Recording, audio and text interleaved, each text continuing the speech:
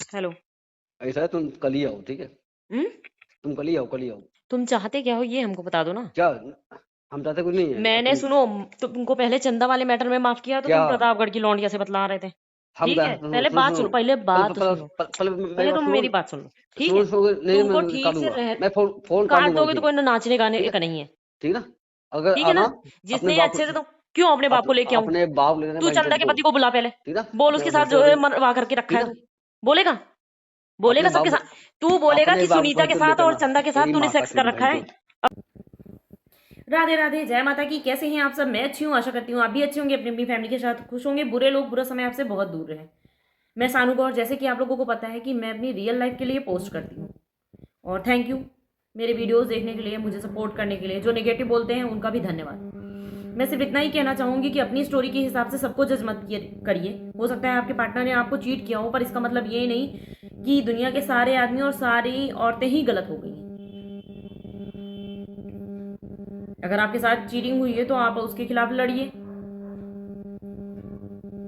बस मैं इतना ही कह सकती हूँ। और आपने मेरी रिकॉर्डिंग सुन ली होगी, उसमें आपने प्रतापगढ़ की एक लौंडिया मीन्स प्रतापगढ़ की एक औरत का नाम सुना होगा। मैं उसका नंबर लगा रही हूँ, पहले आप वो लोग देख लीजिएगा।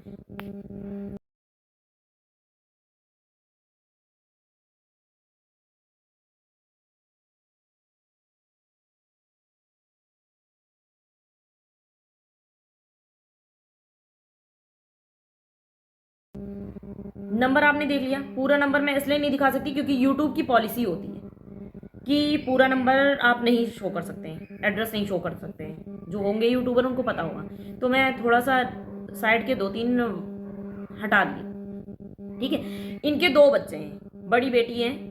बच्चे मतलब छोटे छोटे हैं, ज़्यादा बड़े भी नहीं है। और बेटा है, एक बेटी एक बेटा है। इनकी उम्र समथिंग 45 से 50 साल की उम्र है। इस औरत की फ़ोटो भी मेरे पास थी। अब नंबर है तो फोटो भी होगी। और रविशंकर की उस टाइम की मेरे पास कॉल डिटेल भी थी, दोनों की। जो मैंने रविशंकर के नंबर से निकाली थी वो तो थी ही, प्लस सरस्वती के नंबर की भी उस बंदी ने मेरे को दिया था, क्योंकि लखनऊ से प्रतापगढ़ दूर नहीं और मेरे भी रिलेटिव प्रतापगढ़ में रहते हैं। तो मैंने उसको यही बोला था कि भाई मैं छान मारूंगी पर प्रतापगढ़ मैं ढूंढ लूंगी, क्योंकि मैंने तुम्हारा फेस देख लिया है तो तुम मेरे से छिप नहीं सकती हो किसी भी स्थिति में। तो उसने मेरे को दिया था। और उस टाइम पे रविशंकर, जब लखनऊ से रविशंकर इलाहाबाद जाते थे, उस टाइम पे रविशंकर प्रतापगढ़ के बीच में उनकी गाड़ी बहुत खराब होती थी। और वो गाड़ी खराब होती थी, रविशंकर बीच से गायब भी हो जाते थे। मतलब रविशंकर अगर सुबह 9 बजे से लखनऊ से निकले हैं तो रात में 12 बजे या पौने 4 बजे कहो यूनिट पहुंचे बंदा। तो समझ सकते हैं ना आप कि वहां से आते टाइम भी रविशंकर प्रतापगढ़ से गायब और यहाँ से जाते हुए भी रविशंकर प्रतापगढ़ में गायब। क्या ही कर सकते हैं। अब दूसरा है चंदा देवी। चंदा देवी का नंबर देख लीजिए, फिर इनके बारे में भी बताती हूँ आपको कुछ।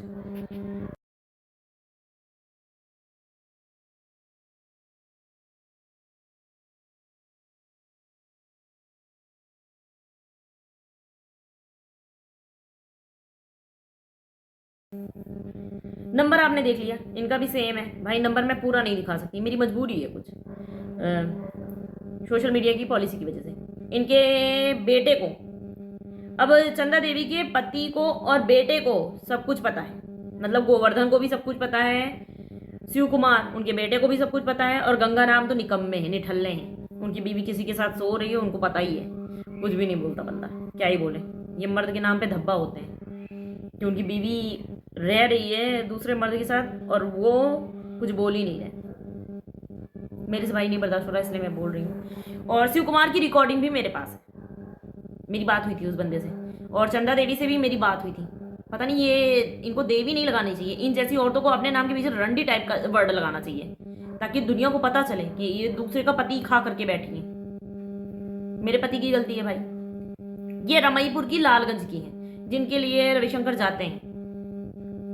सुनीता का नंबर मेरे पास नहीं है, था, डिलीट हो गया क्योंकि मेरा फोन तोड़ दिया रविशंकर ने। समा की फोटो मैंने देखी है, उनका भी फेस पहचानती हूँ मैं। ठीक है, तो ये नंबर मैं इसलिए आज लगा रही हूँ ताकि बहुत से लोग बोलते हैं ना कि तुम झूठ बोल रही हो, है नहीं। मेरे पास सबके नंबर है, मेरे पास गोमती नगर के भी नंबर है। मेरे पास हैं स्क्रीनशॉट। मैं ये नंबर लगा के सिर्फ ये साबित कर रही हूँ कि जो चीज़ें मैं बोल रही हूँ ना वो चीज़ हैं, मैं झूठ नहीं बोल रही। और इन सब चीज़ों के लिए मैं गई थी थाने बोलने, पर सिर्फ मेरे साथ रविशंकर ने मारपीट की है और लोगों ने मेरे को टॉर्चर किया है, मेरे को इंसाफ नहीं मिला, इसीलिए मेरे को सोशल मीडिया पे आके बोलना पड़ा। और भी बहुत सी चीज़ें हैं मेरे पास जो मैं सोशल मीडिया पे डाल सकती हूँ। एक स्क्रीनशॉट लगा रही हूँ, वो भी आप देख लीजिएगा, उसके मैसेज आप पढ़ लीजिएगा। तो इसका भी मैं आपको स्टोरी सुना देती हूँ, पहले आप मैसेज पढ़ लीजिए।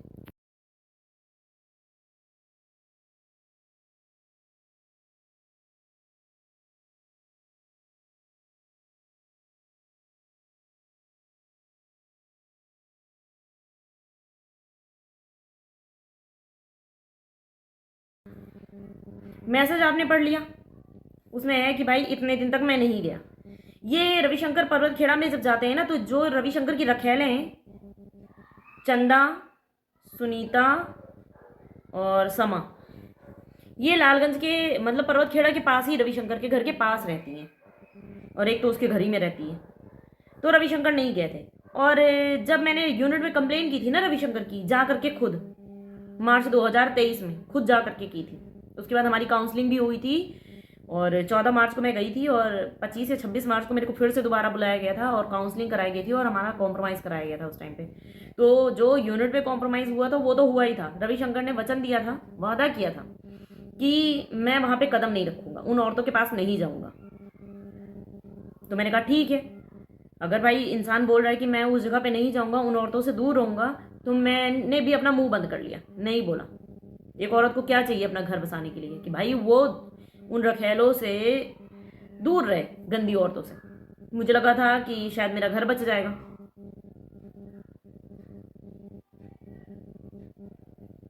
पर कुत्ते की दुम और रंडीबाज इंसान कभी भी नहीं सुधर सकता। जो अय्याश होते हैं ना, जिनको कोठे पर जाने की लत होती है, कई औरतों के साथ जो है सोने की लत होती है, तो वो कभी सुधर नहीं सकते। एक टाइम के बाद भाई जब रवि से नहीं बर्दाश्त हुई, वो आ गए, तो रविशंकर चले गए। और जब वो चले गए तो मैंने फिर से रविशंकर की कंप्लेन की, और नतीजा आप लोगों के सामने। क्योंकि एक औरत कितनी हद तक बर्दाश्त करे कि उसका पति इतनी औरतों के साथ रह के आया है। सबको जिंदगी जीने का हक है सुकून से।